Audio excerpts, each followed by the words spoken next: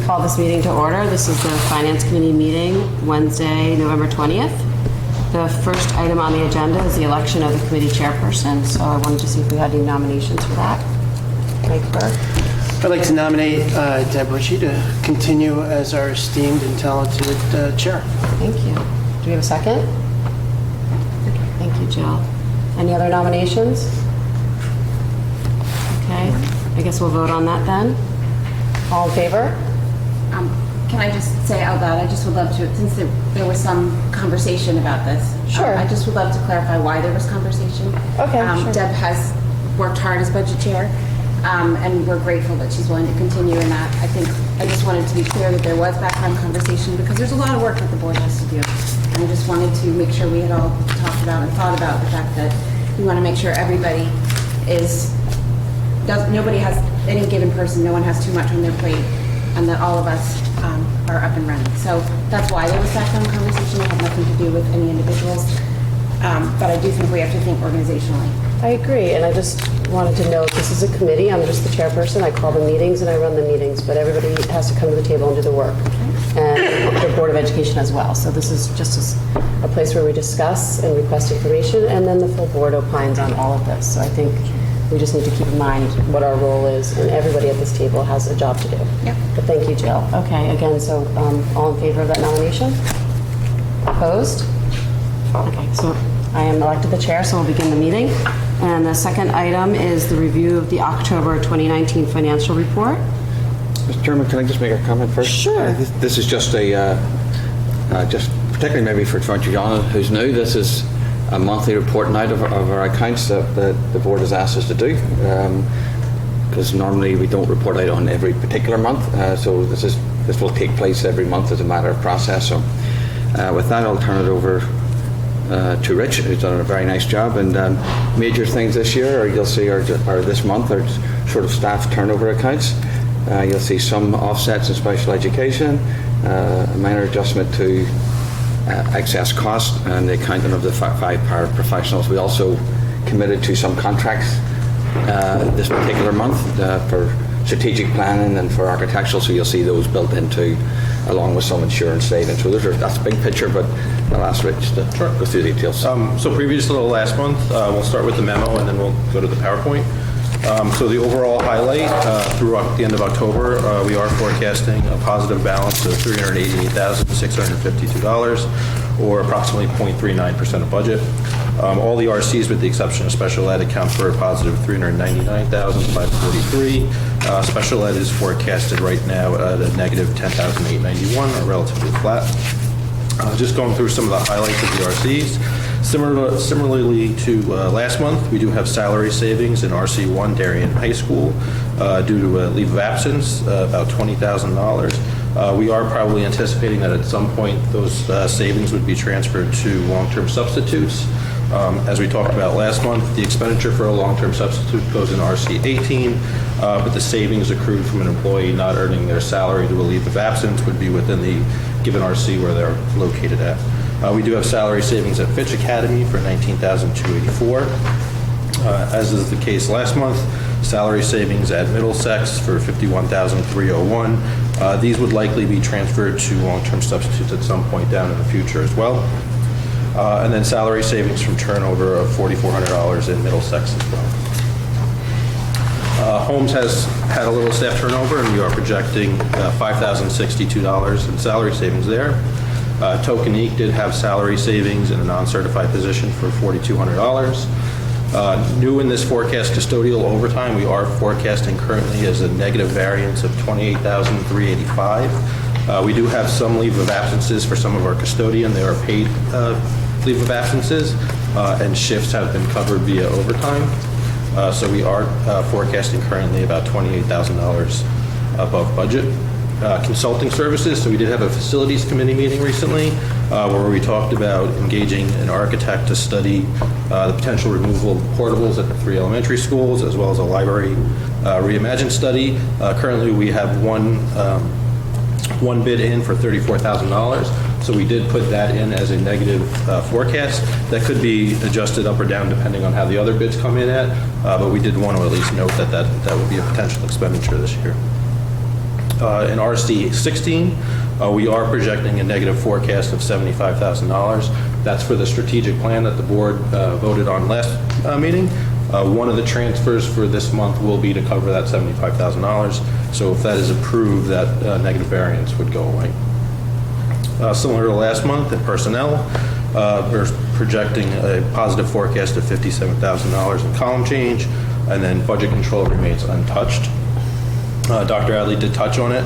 We did do an accounting adjustment for the 5 paraprofessionals that we talked about last month for special education. They were covered through salary savings, so that's why we did not touch budget control. It was our understanding that the preference would be to not touch budget control if at all possible, so we did make the recommendation to cover those expenditures through salary savings. There is a negative variance of $7,000 in consulting services in summer school. That would be another transfer for the board to consider at the next meeting, which we'll discuss. Going to special education, RC 24, we do have salary savings of approximately $31,000 in the teacher line item. We did have turnover in the SESS facilitator for about $6,000. We do have a vacancy in the secretary line item, and that is currently accrued $1,600 in salary savings. We are forecasting a negative variance in contracted speech for approximately $22,000. Legal fees are forecasted right now at $290,000. That would be a negative variance of $30,000. That would be an item that we consider a rolling forecast throughout the year. Shipman and Goodwin does bill typically 2 months in arrears, and so while we are at the end of October, you actually only have actuals through the end of August. So then we try to get a gauge from Shipman and Goodwin in terms of what we think it'll be going forward. In-district transportation shows a favorable variance of $85,000. Out-of-district transportation shows a favorable forecast of $82,000. Tuition public schools, which we touched on last month, does have a forecast over budget of $138,000. We'll continue to monitor this line item and eventually probably bring a recommended transfer or adjustment to the board. Tuition non-public schools currently is forecasting a favorable balance of $146,000. So if you were to consider those 2 line items as one, they're essentially a wash. But it is important to know there are several individuals who are being monitored that could result in an anticipated expenditure. Should they materialize, we would include those in the forecast going forward. And then obviously, if they were to reach the excess cost threshold, we would adjust that as well. One of the biggest changes from the previous forecast to this forecast is excess cost. We are forecasting excess cost at just shy of $2.7 million, which is $174,000 less than budget. Excess cost allows you to file in 2 periods. The first being December 1st, so that filing will actually happen this week because of the holidays next week. The second one occurs March 1st. So this does mean that you have the ability to adjust your filing between now and March 1st, should you have a student that whose expenditures reach that threshold, and then you can apply for it. It is important to note, because there is a wide difference between what the district received last year and this year. Last year, the district did receive approximately $3.4 million in reimbursement. Considering we're forecasting about $2.7 million, it is important to know there were 9 students who were excess cost eligible last year who have aged out of the district. Those reimbursements for those 9 students totaled approximately $1 million. Just ignore her. Sure. So just in terms for everybody, excess cost works as a 4.5 multiple of your net current expenditure per pupil. The state did issue our threshold this year, and it is $98,683. So the district has to spend $98,683 before it's eligible for reimbursement. The excess cost grant is not a fully funded grant by the state of Connecticut, so there is an entitlement cap. It does typically range between 72 and 74%. Last year, it came in at 73.5%. So that means you essentially get 73.5 cents on every dollar above that $98,000 threshold. So we are forecasting the entitlement cap to be at 73.5%. That will not be finalized by the state for probably about another month.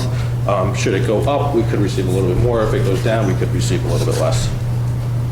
But as I mentioned earlier, if there are students that materialize for excess costs between now and March 1st, we would end up revising that forecast up.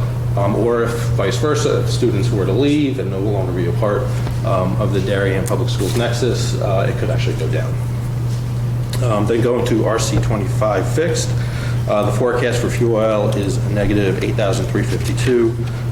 Similar to the previous months, we are now entering heating season, so we'll continue to monitor that. We do have a fixed cost for fuel oil at $2.35 roughly per gallon.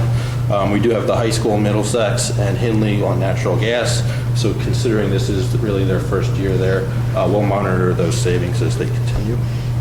Water is a small negative forecast at $6,000. Electricity is a positive forecast of $33,000. In total, the utilities really balance out to a positive forecast. So, and as discussed at previous Finance Committee meetings, we do have a positive forecast in what I would consider the KERMA accounts, so your property insurance, your workers' compensation insurance, general liability insurance, and student accident insurance. We are recommending using a portion of those savings for the strategic plan transfer. And then we have Medicaid reimbursement revenue of a little over $1,300.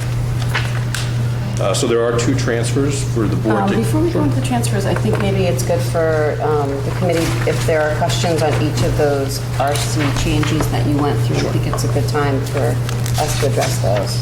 Okay, Mike? Rich, on the legal fees, I know, so we have about $30,000 unexpended that we would have expected by this point, but their bills are 2 months behind. You may want to give them a call, because I know within the last 2 months, we had the teacher negotiations, so there were considerable hours there that weren't, which aren't part of this number. So they would know that on a pre-bill. They might be able to give you an estimate as to where we're at, because that may well be over. That could exceed the RC16 or at, correct. Okay, thanks.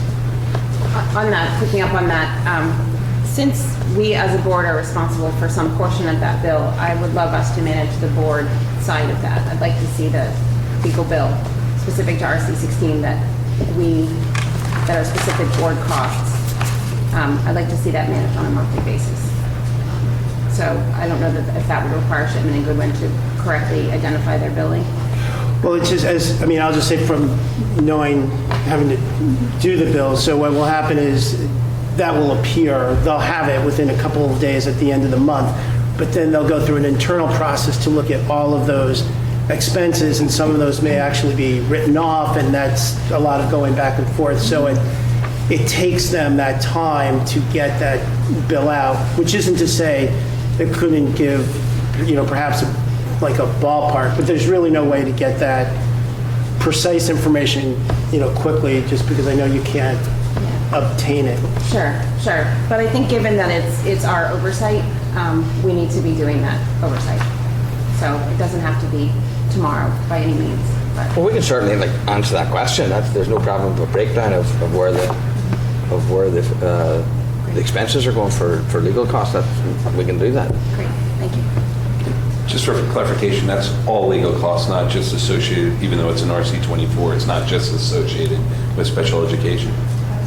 So there's two different legal accounts. Yeah. Right, there's one that's specific to administration and board, and one that's specific to special education. So what's notated here is special education, but there's another legal account that we need to be managing. Yeah. So what is the request from the subcommittee for? Well, the request is just be prepared to answer on a monthly basis where the legal costs are going from which department or something. I mean, that's fine. Right, and as you obtain that information, because as we're hearing, it's not information that you necessarily are getting on a fairly regular basis, but as you have that information, report to the board specifically that more itemized. You're at the right station.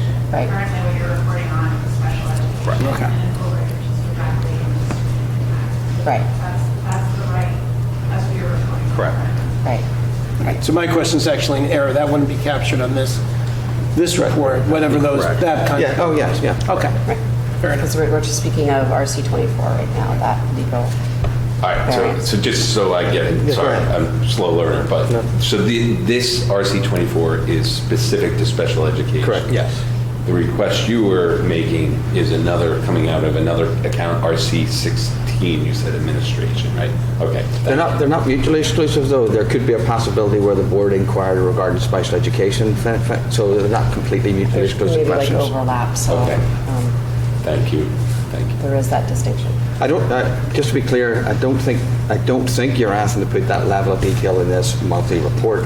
You would come prepared to answer that. I'm certainly not, but I think Right. as we can get updated on where those specific Yeah. expenses stand, that Sure. would be appropriate, I think. To the full board, I would think is appropriate. Okay, anything else?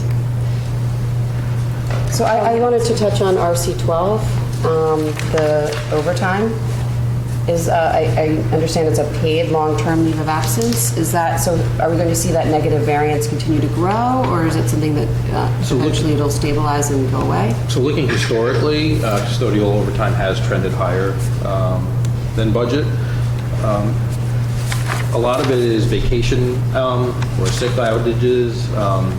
So it could grow, but I would expect it to relatively stabilize, but it really depends on the overall health of your pool of custodians. The other thing on RC12 regarding, bless you, regarding the consultant services, I just want to make note that this hasn't been approved by the full board yet, so I want to make sure that when we make our agenda, that before the budget committee speaks about this and we vote on that as a transfer, that the full board has actually approved that work. So I think we would have it work the same way as the strategic plan. So the strategic plan was voted on at the last board meeting. We didn't bring the transfer to cover that until next week. So if the board were to vote to approve the architectural study, we'll leave this as a negative variance, and then once that's approved, the following meeting, we'll bring forward a transfer to cover that deficit. Okay. It's just showing up in the forecast, so to speak, at this point. So is that going to be on Tuesday's full That board is meeting? not going to, we're going to discuss it, but we're not going to vote on that transfer until the next, is that correct? Right, so we'll there's vote only on two December. transfers for the board to consider next meeting. It's the strategic plan, and then one in RC23 for summer. Okay, so just to be clear, the board will actually vote on this, but we're not going to vote on the transfer related to it at this meeting? Right, correct. Okay, just wanted to clarify that. I think John's question is, are we talking about this at the board meeting? Thank you, sir. Yes. I fully anticipate that, and the board agenda is sort of finalized today, but so I would anticipate what we're talking about. So we will speak about the facilities Correct. committee meeting and the project, but we won't vote on the transfer at the meeting. Okay, just wanted to make sure we were clear on that. And just again, as the newbie question, once the full board approves these type of endeavors, we will then, as a process standpoint, as a full board in the following meeting, look to the transfer. Is that kind of the syntax or the order of operation? Yes. Thank So you. the cart's not before the horse. You have- Yeah, right. So understood. you approve the work before you approve the transfer of the funds. Oh, you're making a funny face. Okay. Anybody else? Oh, you got the- But just on that point, I think one of the things that's really critical that we've done here is make sure that we're looking at the forecast and that we're showing that we're aware that that transfer is coming in advance and that we are anticipating it. So thank you that that's represented here. 'Cause I think it's very good detail and it's excellent analysis. So I wanted to go over excess cost a little bit. I think that description you gave, Rich, is excellent, and it really informs our work here at the table. The one thing I did want to point out, and I'll point it out at the full board meeting too, I went back and looked at what the superintendent originally proposed in our budget last year, just because it's concerning that, that number is now lower than we anticipated. And we actually wound up adjusting that number last year. So it's informing us to see what's going on, and I think it's important to have this information. It's also important to note, I don't really have a question, but just important to note the changes in the composition of the student body, and that our number last year for excess costs was 3.4 million, but we lost 9 students that were eligible to be put in that pool. So it's important, and I really appreciate and thank you for this description. It's very helpful. So if I may, this to me is the important part of this process. that we're telling the story on a monthly basis about special education or everything, so that you're not getting to a quarter and like, where did this come from, right? That if we have concerns, we have an opportunity to address those, as does the full board. And I think from my perspective, when I look back at what the superintendent originally proposed, that's actually closer to where we're coming out. And the board adjusted that number, so there was a higher number, but we actually, I think maybe our estimate originally, so I think it's good, it informs us as we go forward into the budget season. And I couldn't actually find why we made the adjustment, but I'm not quite sure. Well, there are reasons, I'm but- sure there are good Probably not the reasons. way. I also think it's important to note what Rich is forecasting now is exactly the message we gave to the board finance last year that we saw coming down the pipe. Right. The administration of the board has been much aggressive in plotting this out. Right, and I think, Heated discussion around moving that number last year. right, and I think this information informs us as we move ahead. That's why the work at this table is important, because it does inform us as we move ahead into the budget season, and maybe I believe our forecasting is accurate and we should be very cautious about adjusting when we've made a good forecast. So if anyone else has any comments on that? Excuse me. Anything else on the RC adjustments? So we can move ahead to do you want to do the transfers, or do you want to do your presentation? Just one quick question on electricity. Is there something that's driving it higher? I mean, I realize the utilities are balancing out, but I was just wondering. It's primarily usage, it's just Okay. kilowatt usage, not so much price point. Not ready to rent. Thanks.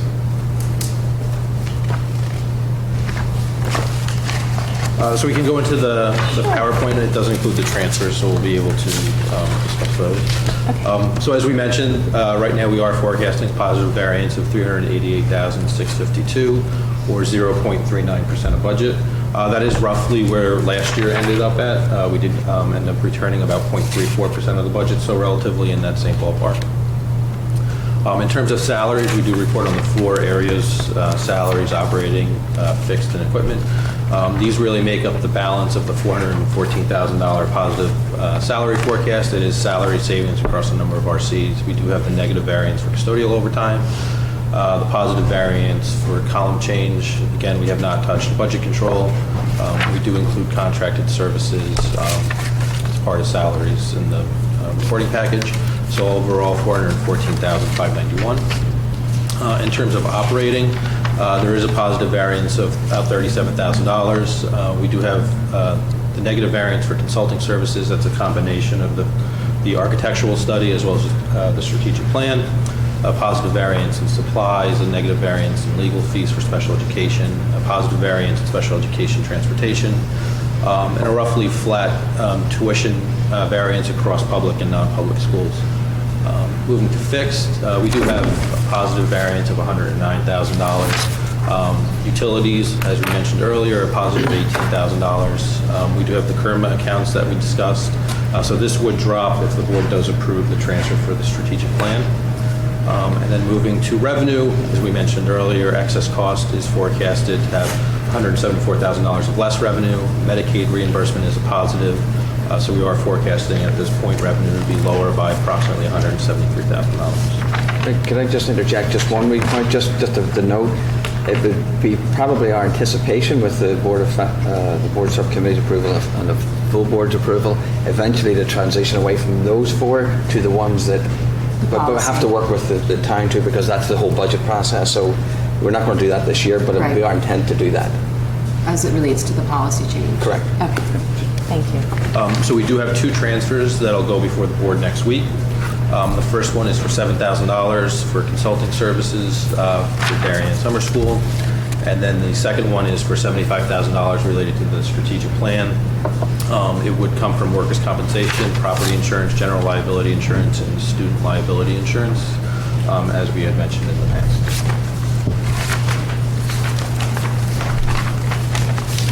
So we just have those 2 transfers for our agenda. Does anyone have any questions on those?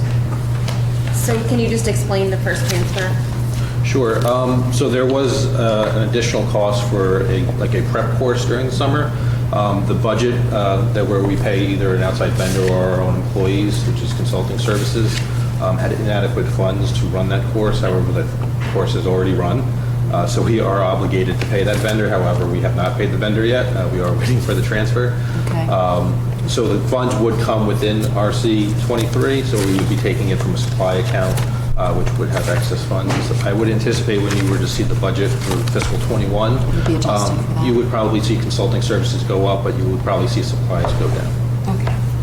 What supplies go down, okay. Okay, and we've made whatever internal changes we need to make so that we don't, because I know they were jockeying around with what courses to offer and how, but of course we wouldn't want this to happen again, where we haven't planned. But we're trying to make that through the budget process now. Yeah, we're trying to. So my question is, do we keep a kind of a tally of all the transfers out of each category and into each category, like a year-to-date accounting of it, if you will? So we do have a roster of all the transfers and accounting adjustments that we do each month. Within the financial report, you'll see the aggregate of the net for the transfer adjustment column. But every month, we do have a running list of what we take in and put into another account. So then when we get to budget season, we can look at those categories, and if there's one over not only a year, but over a couple of years. So one of the things you would be able to see is you'll see what your original appropriation was, what your revised budget is. In between, you'll see what your transfer adjustment is. So you might see one account where it might be, let's say, $500,000, but the revised is $450,000 or vice versa. So John, if And you then look from at- year to year to year too, right? So the budget, as it's currently constructed, really shows the last 3 years of actual expenditures. Then your initial appropriation, your transfers, and your revised appropriation, and then your forecast. Perfect. we get this every month, and it will show, it has a column for all the transfers, and it's really a very detailed overview of the work we've done. Or I should say the work Rich has done. Thanks. Okay, any other questions on those transfers? Those will be the 2 transfers that we will be requesting board approval for at our meeting on Tuesday. That's it. Okay. Any public comment? Seeing none, we can move to adjourn the meeting. Do I have a motion? Thank you. Second. Thank you. All in favor? Thank you.